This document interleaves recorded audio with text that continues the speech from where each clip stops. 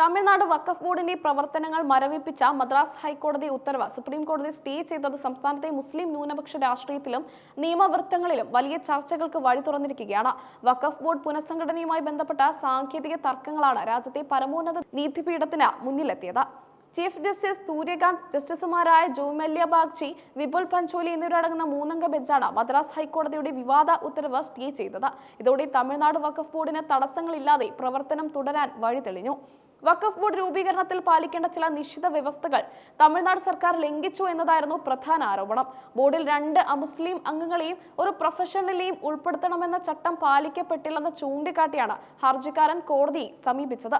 നിയമപരമായ അധികാരം കൃത്യമായി വിനിയോഗിക്കാതെയാണ് നിലവിലെ ബോർഡ് പ്രവർത്തിക്കുന്നതെന്ന് ഹർജിക്കാരൻ വാദിച്ചു.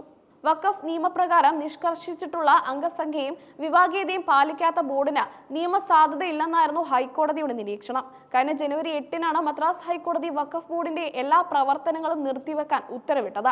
2 അമുസ്ലിം അംഗങ്ങൾക്ക് പകരം ഒരാളെ മാത്രമാണ് നിയമിച്ചതെന്നും പ്രൊഫഷണൽ വിഭാഗത്തിൽ മതിയായ പ്രാതിനിധ്യം ഇല്ലെന്നും കോടതി കണ്ടെത്തിയിരുന്നു. ബോർഡ് രൂപീകരണത്തിലെ ഈ പോരായ്മകൾ പരിഹരിക്കുന്നതുവരെ ബോർഡിന് തീരുമാനങ്ങൾ എടുക്കാനോ ഭരണപരമായ കാര്യങ്ങളിൽ ഇടപെടാനോ കഴിയില്ലെന്ന് കോടതി വ്യക്തമാക്കി. ഇതോടെ തമിഴ്നാട്ടിലെ വഖഫ് സ്വത്തുക്കളുടെ പരിപാലനവും അനുബന്ധ പ്രവർത്തനങ്ങളും അനിശ്ചിതത്തിലായി.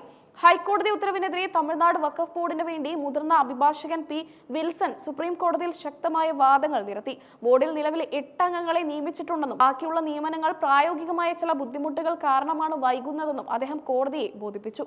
ബാർ കൗൺസിൽ അംഗമായ ഒരാളെ ബോർഡിൽ ഉൾപ്പെടുത്തണമെന്നാണ് ചട്ടം. എന്നാൽ തമിഴ്നാട് ബാർ കൗൺസിൽ തിരഞ്ഞെടുപ്പ് നടന്നുവരുന്ന സാഹചര്യമായതിനാലാണ് ഈ നിയമനം വൈകിയതെന്ന് വിൽസൺ വിശദീകരിച്ചു. ഇത് ബോർഡിന്റെ വീഴ്ചയല്ല, മറിച്ച് സാങ്കേതികമായ സാഹചര്യമാണെന്നും അദ്ദേഹം വാദിച്ചു. വിശുദ്ധ റംസാൻ മാസം ആരംഭിക്കാനിരിക്കെ വഖഫ് ബോർഡിന്റെ പ്രവർത്തനം നിലയ്ക്കുന്നത് മുസ്ലിം സമുദായത്തെ പ്രതികൂലമായി ബാധിക്കുമെന്ന് അഭിഭാഷകൻ കോടതിയിൽ ചൂണ്ടിക്കാട്ടി. പള്ളികളുടെ പ്രവർത്തനം, ജീവകാരുണ്യ പ്രവർത്തനങ്ങൾ, വഖഫ് സ്വത്തുക്കളുടെ മേൽനോട്ടം എന്നിവയിൽ ബോർഡിന് നിർണായക പങ്കുണ്ട്.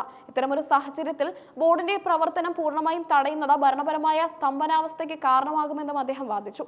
ഈ വാദങ്ങൾ മുഖവിലക്കെടുത്ത സുപ്രീം കോടതി ഹൈക്കോടതിയുടെ സ്റ്റേ ഉത്തരവ് റദ്ദാക്കി ബോർഡിന് പ്രവർത്തനാനുമതി നൽകുകയായിരുന്നു. ബോർഡിൽ 2 അമുസ്ലിം അംഗങ്ങൾ വേണമെന്ന വ്യവസ്ഥയിൽ സർക്കാർ സ്വീകരിച്ച നടപടികളും കോടതിയിൽ ചർച്ചയായി. മുൻ ഭരണസമിതിയിലെ ചില അംഗങ്ങൾ തുടരുന്നത് ചൂണ്ടിക്കാട്ടി ഈ കുറവ് പരിഹരിക്കാൻ ശ്രമിച്ചു വരികയാണെന്ന് സംസ്ഥാന സർക്കാർ കോടതി അറിയിച്ചു. എങ്കിലും നിയമം അനുശാസിക്കുന്ന രീതിയിലുള്ള പുനഃസംഘടന എത്രയും വേഗം പൂർത്തിയാക്കണമെന്ന സൂചനയും കോടതി നൽകിയിട്ടുണ്ട്.